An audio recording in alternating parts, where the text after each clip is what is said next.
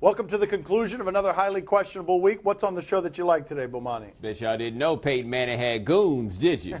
Vamos, Papi. Does Gary Kubiak's hype that Peyton Manning's arm is back give you more hope for the Broncos? Yeah, you know, the Broncos are the underdog in this game in large part because their quarterback threw a lot of interceptions in the 10 games he played in the regular season. But since Peyton Manning came back in the last week of the season, he hasn't thrown an interception, and Gary Kubiak now says that Peyton Manning's arm looks better than it has all year.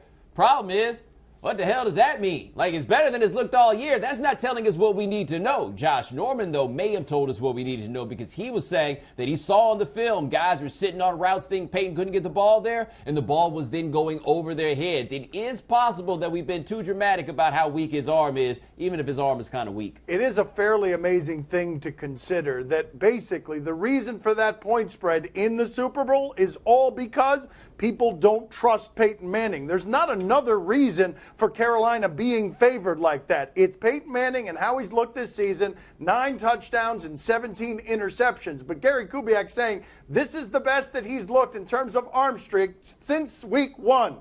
In week 1, 0 touchdowns, 1 interception, 174 yards, and a 58 quarterback rating. It ain't saying much.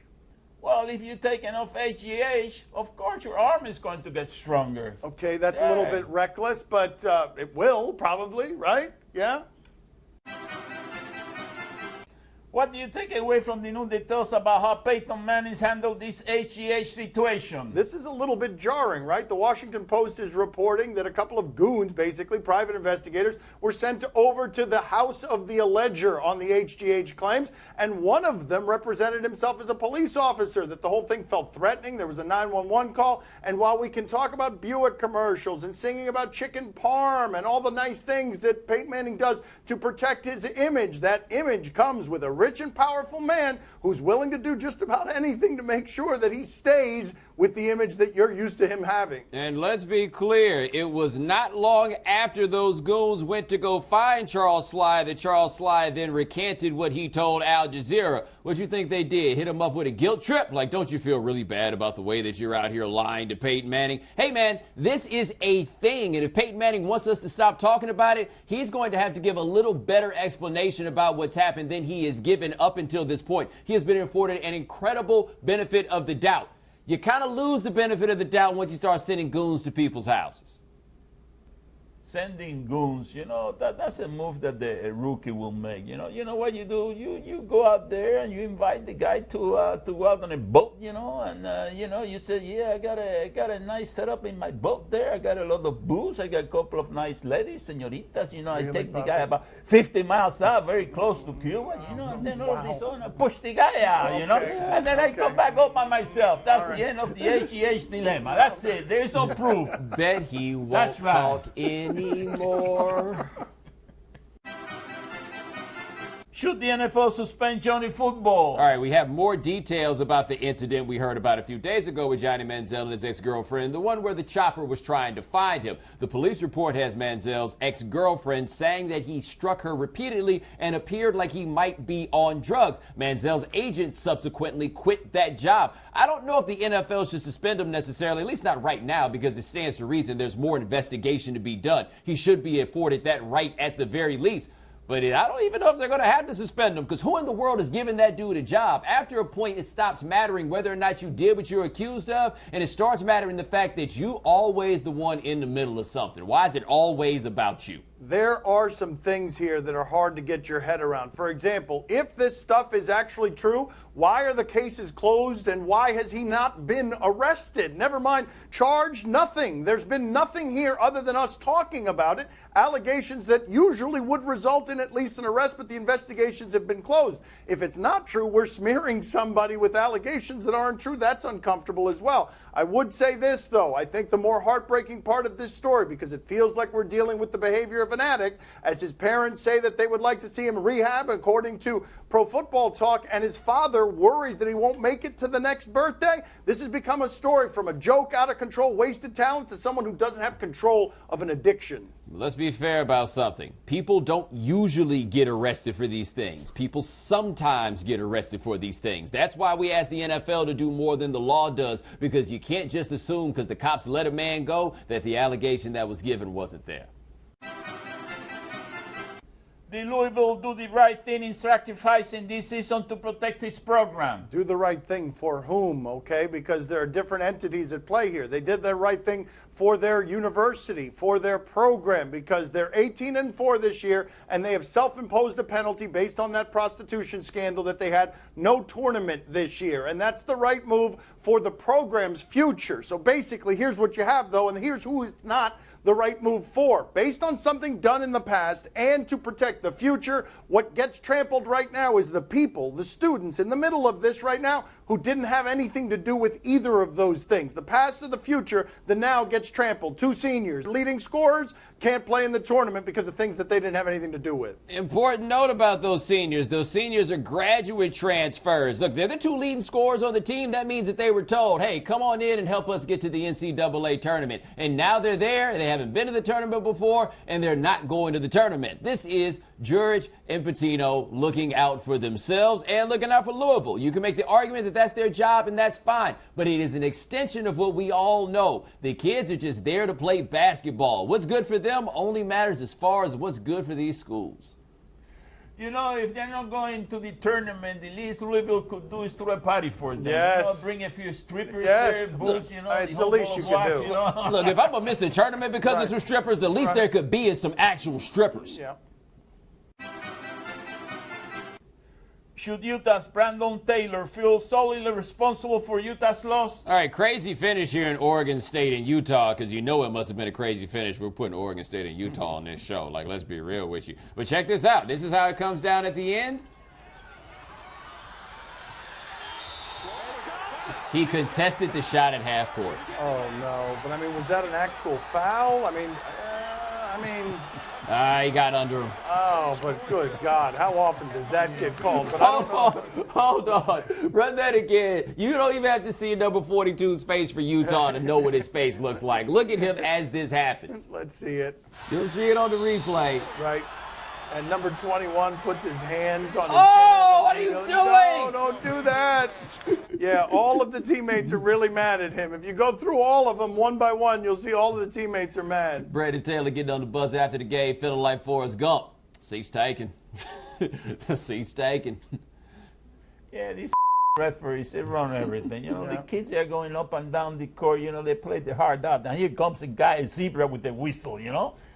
Blowing the whistle at the wrong time of the game, you know? That's what I hate this ref. So how much money did you have on the game? I lost my shirt on that play, you know? Took a beating. Coming up next on my son's TV show, we talk to Golden Tate. Okay, very good. Well, I just wanted to Thank show you, it off. I Golden. wanted to get the full experience. All right, thank you for being on with us, Golden. We appreciate it. Can I have Sure some thing. pizza? My son's TV show is brought to you by Red's Apple Ale. Pick different. Joining us at the beach today is Golden Tate. Of the Detroit Lions, he joins us on behalf of Pizza Hut's new stuffed garlic knots pizza, limited edition pizza garnished in 24-karat gold. Really? Let's talk to Golden. Really? Oh, gold. Was there ever a time that you didn't have confidence as an athlete? There were a couple times, more so in baseball, when I'd get out too many times. Like I wouldn't get on base for 5 or 6 tries, or I'd strike out a couple times. My confidence would be a little low, but I'd always bounce back eventually. So yeah. Not in football, though, huh? For football, I've always been pretty confident. I would say I struggled my rookie year. I struggled my rookie year because I just couldn't figure out the game. I knew that I had a lot of talent, but I didn't understand that you had to be a professional within the game. You know, take care of your body, eat well, get your massages, study your playbook, run the plays exactly how they're designed. And I kind of was I'm blessed in the matter that I was in high school and college. I was able to just out athlete people. I could always just run around, go jump and catch better than most people I was going against, and I relied on that so much that it hurt me my first couple years in the league. Do you remember any moment as a rookie where you just realized, oh, wait a minute, what I used to do just isn't going to work? I had to learn fast. I was a second-round draft pick, and the first game of the season, I didn't dress, and it wasn't because I was injured. It's just because I wasn't cutting it in practice, I guess, or in camp, and I wasn't ready for that spotlight yet. Can you tell us what you're like around the boys when they end up being around your younger twin sisters? Like, are you protective? Are you menacing? Are you threatening? That's a good question. So my sister's at Ole Miss running track right now, and they have boyfriends. I haven't had the chance to meet them, which is probably a good thing for the guys. Oh, what you gonna do to him? Wait, what you gonna do to him? I just gotta have a little talk. We're gonna have a little talk. Talk like men. No, that's what I'm saying. What you gotta talk about? We just look.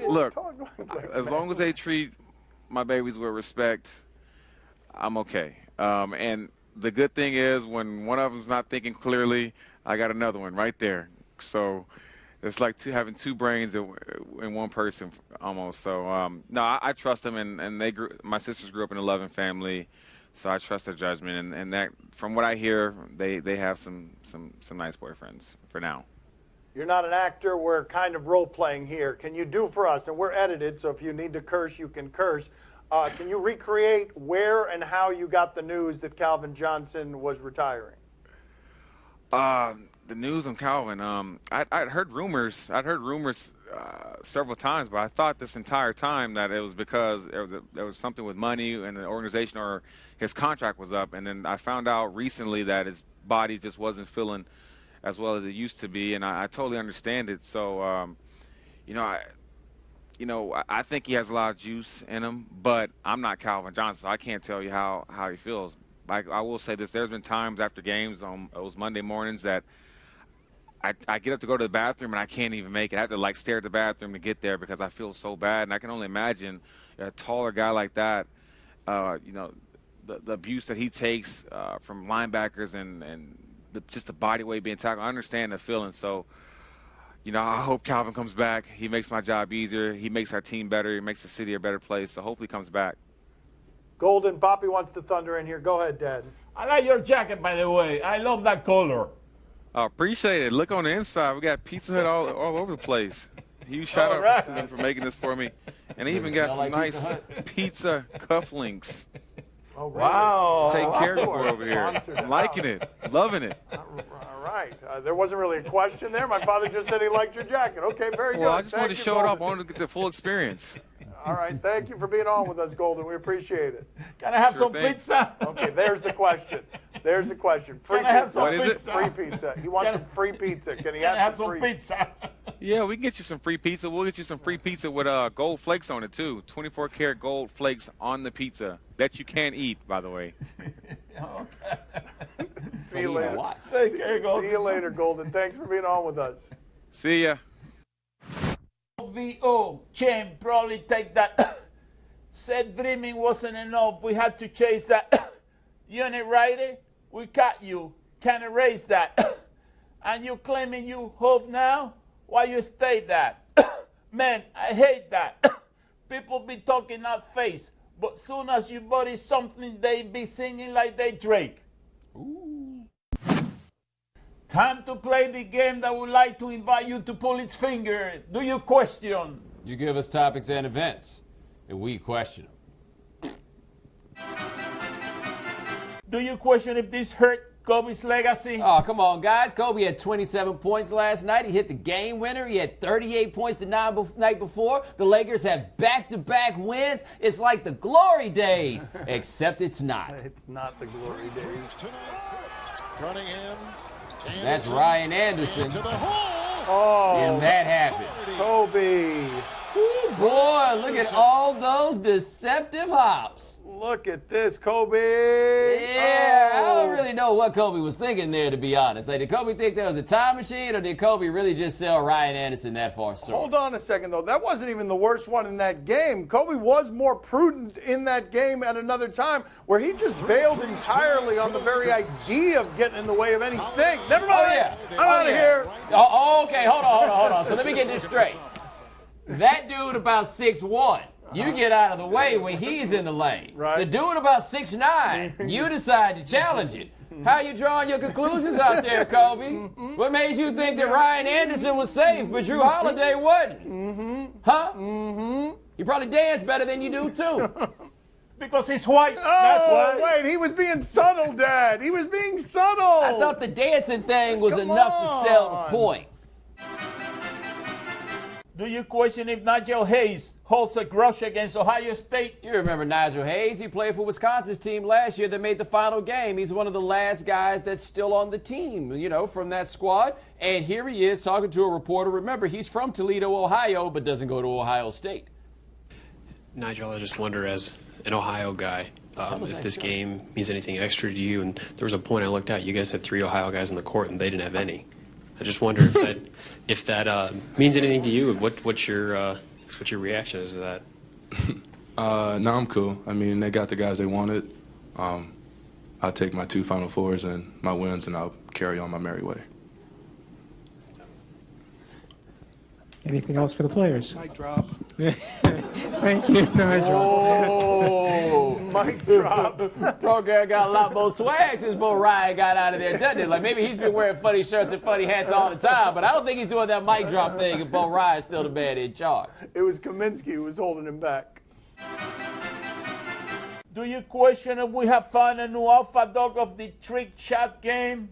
Okay, all they've told us is that Riley is the trick shotter. Adorable Riley? I don't know whether it's adorable Riley. I don't know whether it's an animal or a human being. I don't know if this is billiards. What do we got? Riley Cooper? Hug life. Oh, different Riley. Wow. Oh, wow. Okay, she is. She got some kind of magnets in her hand or something? Wow. Yeah. I mean, this is. No. Wow, off the glass. Yeah. I think there have been some practice rounds there, judging from her surprise every time by doing it. She's like, how come I can't ever do this by myself? Do you question if this prank was funny? All right, so one guy says to the other, I'll give you 30 quid if you let me smash 6 eggs on your head. All right. That Easy, sounds boys, funny. easy It's up got for the this. potential for 6, funny. 6, Ellie. 30 quid, big man. Ready up for this? Yes, into him. What's the exchange rate on these quids these days?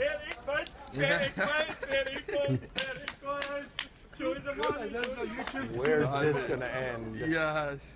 He's 3. He's earned 15 quid so far. 4, 20 quid. 5.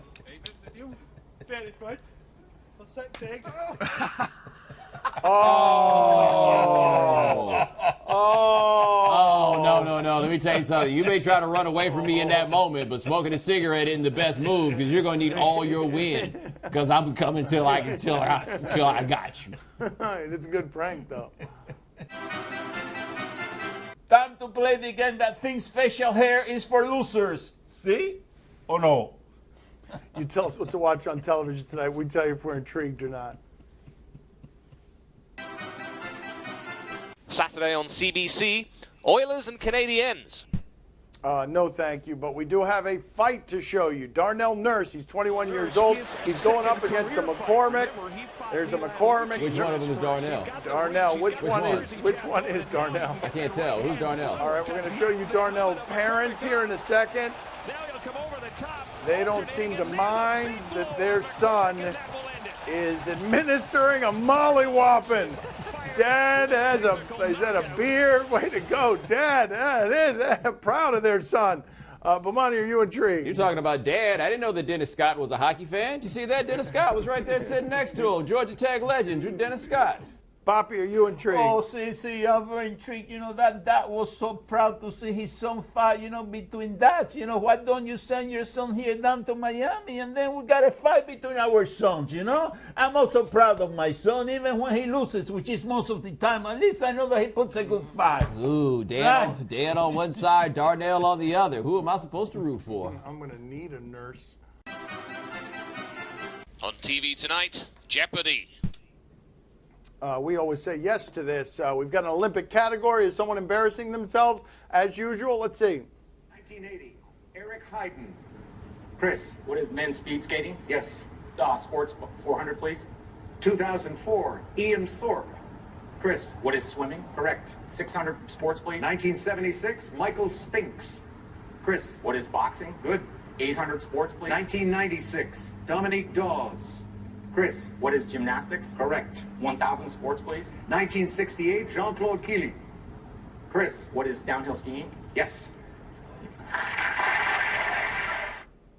All right. Congratulations to that guy. Just running up the score. Bomani, are you intrigued? I am intrigued. Underrated detail. Mary had Dominique Dawes. She knew that. She just could not get on the buzz. You know how frustrated she had to be by that point? Yeah, that's what happened to me. Boardwalk in baseball with Chris Berman many years ago. I got one answer right, 4. The rest of the time, I was just like, Papi, are you intrigued? Oh, see, I'm very intrigued. Listen, I didn't know any of the right answers, you know. I didn't recognize anybody, you know. What the hell's going on, you know? That was during my time, you know.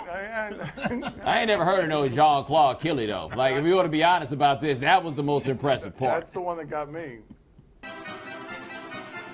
That's all the time we have for today. Thank you for watching. Enjoy the Super Bowl. We'll talk to you on Monday. Gracias. See you el lunes.